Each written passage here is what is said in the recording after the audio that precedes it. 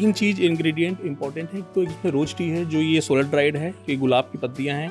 दूसरा सर ये आप जो देख रहे हैं कि ये अपराजिता का फूल है, यही सर ब्लू टी का मेन इंग्रेडिएंट है जो इस चाय को नीला कर देता है। वो 100% नेचुरल प्रोडक्ट है, क्योंकि इसमें हमने कोई भी चीज़ों की मिक्सिंग नहीं की हुई है। गेहूँ भी हमने सर जो प्रिक्योर करते हैं वो भी देखते हैं कि उसमें पेस्टिसाइड की वॉल्यूम काफ़ी कम हो। IRI पूसा में से हमने एक मशीन ली बीज की, उससे बीज की नकली या असली इसकी पहचान होती है। वो जांच भी हम किसान की यहीं करते हैं। किसानों की सुविधा के लिए कृषि एम्बुलेंस, ये क्या कॉन्सेप्ट है? ये फायदा मिला किसानों को कि जब किसान हमें कोई भी अगर शिकायत दर्ज कराता है तो उसके पास हम लोग विदिन 1 घंटे के अंदर पहुंच जाते हैं।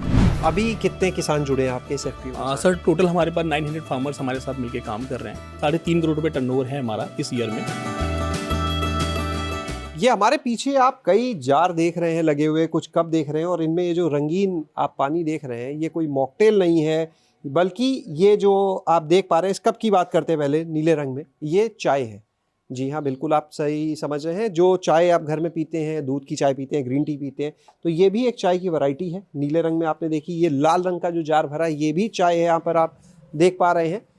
आज हम पहुँचे हैं हरदोई ज़िले के एक FPO में, जहाँ पर आपको ऐसे बहुत से यूनिक प्रोडक्ट्स देखने को मिलेंगे। और ख़ास बात कि जितनी भी चाय तैयार की जा रही है, जो चाय पत्ती आप देख सकते हैं बाउल में हमारे पास है, ये सारा काम जो है इस FPO से जुड़कर जो गांव की महिलाएं हैं वो करती हैं, और इनके बनाए उत्पाद जो हैं वो देश के कोने कोने तक अब जा रहे हैं। तो चलिए आपको मिलवाते हैं हम आज प्रफुल्ल गोस्वामी से, जो इस FPO के प्रमोटर हैं, माधवगंज FPO है। प्रफुल्ल जी, बहुत बहुत स्वागत है आज आपका हमारे साथ में गांव जंक्शन चैनल पर। बहुत धन्यवाद सर आपका। प्रफुल्ल जी, ये बताइए, बहुत सारे FPO चल रहे हैं, बहुत से प्रोडक्ट्स होते हैं, बड़ा यूनिक तरीके से आप काम कर रहे हैं हरदोई के गांव में बैठ के, इस तरह से रंग बिरंगी चाय पत्ती इतनी तरह की। सर हम लोगों की बस योजना ये थी कि जैसे FPO जो हमने ओपन किया तो एक सोशल एंटरप्रेन्योरशिप हमें करना था शुरुआत से ही। तो उसका उद्देश्य ये था कि जो गाँव के महिला किसान है या जो लघु किसान है उनको कैसे फायदा पहुँचाया जा सके। अपनी पढ़ाई के बारे में बताएं जरूर। मैंने सर पहले B.Tech किया, उसके बाद ऐसा लगा कि काफ़ी दिनों से मैं देख रहा था कि कोई कॉर्पोरेट की नौकरी छोड़ के कोई नवाचार कर रहा है कृषि में, तो काफ़ी कुछ आमदनी के साथ साथ लोगों की मदद भी कर सकते थे। तभी मुझे लगा, और मेरे जो पिताजी हैं, मेरे जो भाई साहब हैं, वो पहले से कृषि व्यापारी थे यहाँ पे। तो सर इसके बाद जो FPO की स्कीम थी वो मेरे बड़े भाई साहब ने प्लान किया। उसके बाद उन्होंने बोला कि आप इसको देख सकते हो, तो और उनको लगा कि मैं इसमें अच्छा काम कर सकता हूँ। तो ये सर हम लोगों का जो टारगेट ये था कि हम लघु किसानों के साथ में प्रोफेशनल मिलके एक अच्छा प्रोटोटाइप बनाए, जिससे कि एक व्यापार को हम लोग प्रगतिशील बनाएं। और सर इस FPO में हमने ये सोचा कि इसका अगर एक ब्रांड होगा तो एक ब्रांड के तहत जब उत्पाद बेचे जाएंगे तो जो एंड यूजर है, जो कस्टमर है, उसके ऊपर ट्रस्ट वैल्यू बनेगी। इसके लिए हमने इस ब्रांड का नाम रखा है अन्नश्री। अन्नश्री का जो रखने का उद्देश्य था, ये बोर्ड ऑफ डायरेक्टर का मीटिंग में हमने ये डिसाइड किया कि अगर ये जो पूरा काम है, तो श्री का मतलब होता है, श्री जी का मतलब राधा जी, तो पूरा ये जो काम है ये महिलाओं के द्वारा ही प्रेरित हो और महिलाएं ही इस कंपनी को आगे चलाएं। और जो हमारा FPO बना था, ये 10K FPO स्कीम में बना था, तो केंद्र सरकार से हमें काफ़ी मदद भी मिली। स्टार्टअप का नाम सर हम लोगों ने अन्नश्री रखा है, और ब्रांड का नाम, जिससे कि उसी नाम से हमने वेबसाइट लॉन्च की है। इसी ब्रांड नेम के तहत सभी महिलाओं के द्वारा हम लोग ये काम कर रहे हैं। और सर जितने भी हमारे उत्पाद होते हैं उसमें हम अक्सर ये कोशिश करते हैं कि जैसे ये हमारा एक प्रोडक्ट है, इसमें इस प्रोडक्ट के पीछे हम लोग फार्मर की स्टोरी भी डालते हैं कि जो इस प्रोडक्ट के अंदर जो रॉ मटेरियल है उसका जो सोर्स है वो किस महिला किसान से हमने लिया हुआ है। ये फोटो भी उसी महिला किसान की? हाँ सर, ये महिला किसान की फ़ोटो के साथ में उन महिला की पूरी स्टोरी हम डालते हैं फार्मर की, कि इन महिला किसान ने ये काम करने के लिए कैसे इनको प्रेरणा मिली और कैसे इन्होंने किस कंडीशंस में ये ग्रो किया। कब आपने ये FPO बनाया? सर ये FPO 14 जनवरी 2023 में बना, और उसके 8 महीने के बाद हमने उसको स्टार्टअप में एक शक्ल दी कि जिसमें हम लोग जो लघु किसान हैं और प्रोफेशनल्स हैं, वो लोग मिल के कृषि उत्पादों को गाँव से देश के विभिन्न कोनों में भेजने का काम कर रहे हैं। अभी पढ़ाई चल रही है आपकी? हाँ सर, अभी सर मैं IIIT सोनीपत से PhD कर रहा हूँ कंप्यूटर साइंस से, मेरा 2nd ईयर है। तो उसके साथ साथ मैं ये एज अ प्रमोटर में वर्क कर रहा हूँ। तो कंपनी की जितनी भी योजनाएं हैं उस पर मैं काम कर रहा हूँ। आगे के लिए क्या सोचा है? PhD के बाद भी इसी क्षेत्र में रहना? हाँ सर, मुझे सर इसमें काम करते हुए 1 साल हो गया है, और मुझे हर दिन एक उत्साह रहता है कि मैं किसी की मदद कर रहा हूँ, और इसमें सर अच्छा पैसा भी, प्रॉफिटेबल कंपनी बन चुकी है ये। अभी अगर बात करें आपके प्रोडक्ट्स की, तो हम देख रहे हैं यहाँ पर आपने ये कलर टी जो है, रेड ब्लू, ये सब रखी है। कैसे बनती है? क्या बाहर से कुछ लाते हैं, यहीं पे बनाते हैं, कैसे बनती है? सर इसमें हम लोगों का एक ही ये USP है इस कंपनी के, इस FPO की, कि ये टोटल जितना भी इसका मटेरियल है वो फार्मर से डायरेक्टली सोर्स है। तो इसमें सर हम लोगों ने अपराजिता का फूल डाला है ब्लू टी के लिए, जो सर ग्रीन टी अक्सर मार्केटिंग होती है कि वेट लॉस कर देती है, एनर्जी देती है। सर ऐसे ही हर एक फूल में अपने तत्व होते हैं, तो ये सीधे हम लोग फार्मर से इसको सोर्सिंग करते हैं, और फार्मर से सोर्सिंग करने के बाद उसका हम ब्लेंड तैयार करते हैं और उसके बाद सर इस उत्पाद को हम लोग अच्छी मार्केटिंग ब्रांडिंग करके बेचते हैं। लाल रंग की चाय भी दिख रही है, हाँ सर। ये कैसे बना रहे हैं? तो हमने सर जो रेड टी बनाई है वो हमने बुरांस और रेडोडम फ्लावर होता है जो गढ़वाल क्षेत्र में होता है, तो वहाँ के जो एफपीओ उस चीज़ पे अच्छी काम कर रहे थे उनसे हमने वो चीज़ बाई किया। लेमन ग्रास हमने यहाँ पे ग्रो किया, दोनों का ब्लेंड तैयार किया, लेकिन पैकेजिंग हमने यहाँ महिलाओं के माध्यम से कराई। यहाँ पर हम ये देख रहे हैं जो बाउल है इसमें रोज पेटल्स हमें दिख रही है, लेमन ग्रास और भी कुछ चीज़ें हैं, सब तो मैं नहीं पहचान पा रहा हूँ। क्या क्या है इसमें और ये क्या है, इसके बारे में सर बताएंगे? इसमें 3 चीज़ इंग्रेडिएंट इंपॉर्टेंट है। तो इसमें रोज टी है जो ये सोलर ड्राइड है, ये गुलाब की पत्तियां हैं। दूसरा सर ये आप जो देख रहे हैं कि ये अपराजिता का फूल है, और इसके बाद इसमें ये सर जो लेमन ग्रास, दिखता है, ये भी शायद अपराजिता हाँ है। यही सर ब्लू जी, टी का जी। मेन इंग्रेडिएंट है जो इस चाय को नीला कर देता है, और इससे सर आपको इम्यूनिटी पावर, इसके अलावा जो इसमें मेंटल हेल्थ के लिए काफ़ी हेल्पफुल है, और ये काफ़ी विदेशों में काफ़ी पिए जाने वाला अच्छा पेय पदार्थ है। इसके अलावा और क्या क्या चीज़ों पर आप क्या काम होता है सर? सर एफपीओ का एक रूल होता है, या जो हमने समझा कि हमें एफपीओ को सक्सेसफुल करना है तो हमें ये समझना पड़ेगा इस क्षेत्र से क्या चीज़ बाहर जा रही है और क्या चीज़ बाहर से इस क्षेत्र में आ रही हैं। तो सर यहाँ से गेहूँ, सरसों, मक्का और धान, ये दोनों ये 4 चीज़ें मेन यहाँ पे क्रॉप है। तो सर गेहूँ से हमने फिर आटा बनाया, बट आटे में हमने डायबिटिक आटा बनाया, उसमें मिलेट्स भी मिलाए।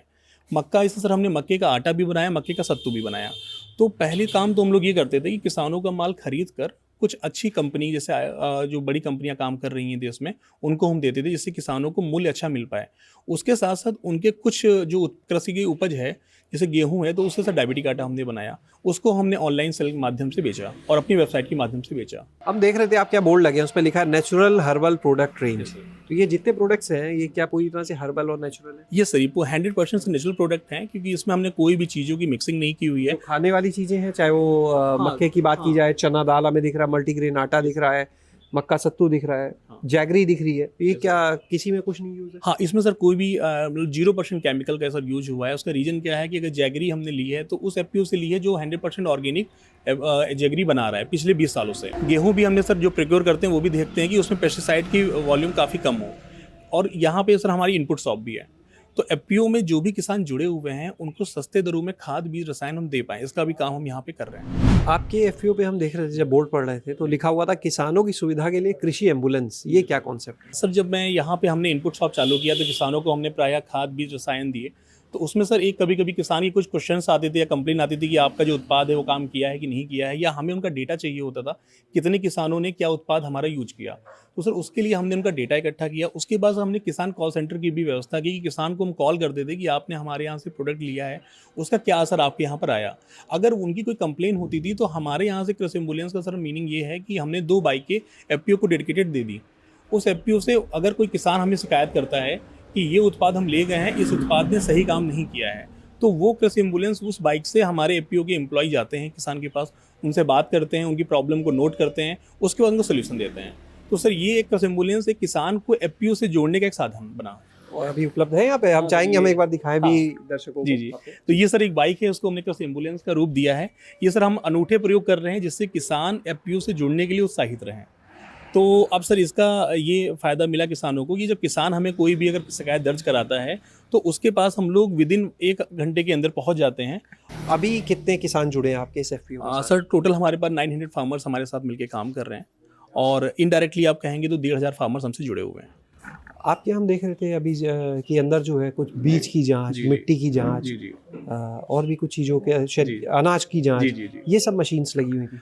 सर इसका प्रारूप हमने ये किया, जब भी कोई किसान खेती करने जाता है तो वो इनपुट अपनी लागत लास्ट में जो उसने उपयोग किया हुआ है खाद बीज, उसके अनुसार डालता है।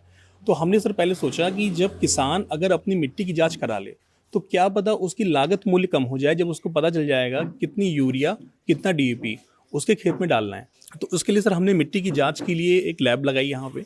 उसके बाद दूसरा उपाय आता है, जब मिट्टी की जांच हो जाती है और किसान को पता चल जाता है कि कितना यूरिया, डीएपी उसको डालना है, फिर आती है सर बीज की बात। तो सर बीज की में भी काफ़ी प्रॉब्लम्स रहती है मार्केट में कि कभी बीज किसान को नकली मिल जाता है या अच्छी क्वालिटी का नहीं मिलता है। तो IRI पूसा में से हमने एक मशीन ली बीज की, उससे बीज की नकली या असली इसकी पहचान होती है। वो जाँच भी हम किसान की यहीं करते हैं। फिर सर आता है जब किसान अपनी क्रॉप को, कृषि उपज को मंडी में बेचने ले जाता है, तो अक्सर जो वहाँ के मर्चेंट होते हैं वो कहते हैं कि आपके जो क्रॉप है उसमें मॉइस्चर ज़्यादा है या डिसकलर है या लेंथ अच्छी नहीं है। उसकी वजह से किसान को अपनी उपज का सही मूल्य नहीं मिल पाता है। उसके लिए हमने यहाँ पे निःशुल्क अनाज की टेस्टिंग चालू की किसानों के लिए, जिससे कि किसानों को अपना मूल्य निर्धारण करने के लिए उसके लिए हेल्प मिल पाए और वो अपनी उपज का सही मूल्य बाज़ार से ले पाएँ। इसके लिए शुल्क कुछ लिया जाता नहीं है? सर, अनाज की टेस्टिंग के लिए कोई शुल्क नहीं है और जो मिट्टी की जाँच है वो हमने ₹20 रखा हुआ है और उस शुल्क के अनुसार हम तीनों जाँचें फ्री करते हैं उनके अलावा।